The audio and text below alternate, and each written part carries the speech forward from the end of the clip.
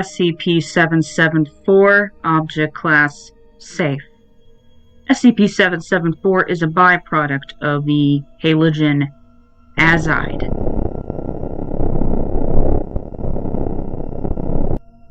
When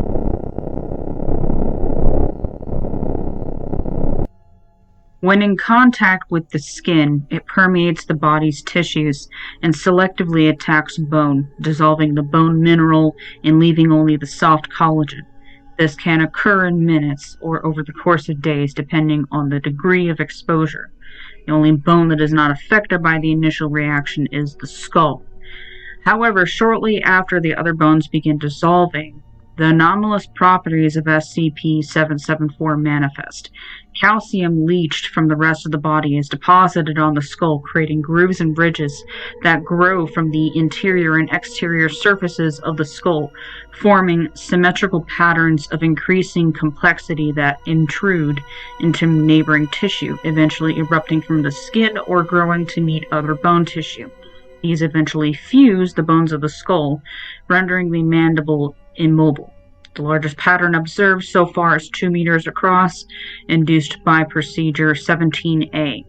Intrusions in the sinus cavities create whistling sounds in the subject's breathing, which rapidly change pitch and tone, though each skull has a different set of tones.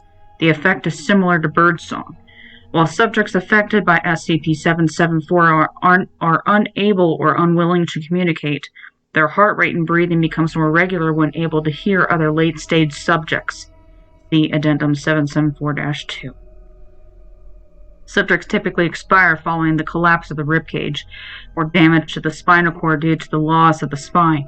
However, artificial supports can be implanted as per Procedure 17A, prolonging life. Subjects kept alive after the complete loss of non-cranial skeleton can be induced to further growth by implanting new bone material.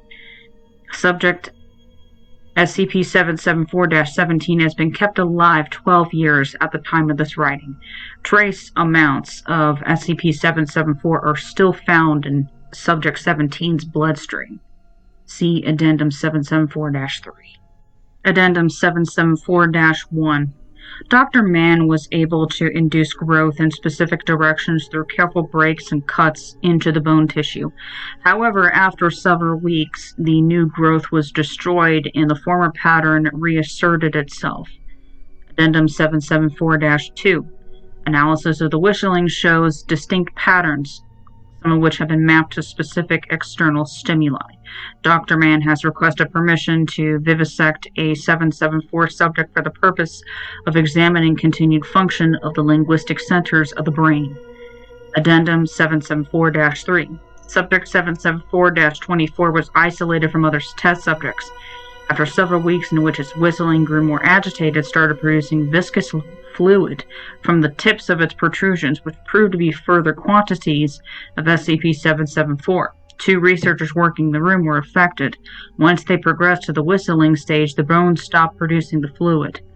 Their patterns were identical to Subjects 774-17 and 774-21, respectively, including range of whistles. They were termed Subjects 774-26 and 774-27, following Procedure 17A. Dr. Mann has decided to keep them isolated for the time being. Addendum 774-4. Following a renovation of site,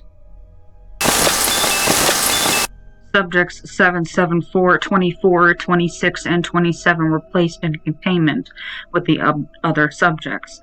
Shortly after, the growths of Subjects 26 and 27 began to rapidly reshape, bone being subsumed and reformed into different patterns, including whistles.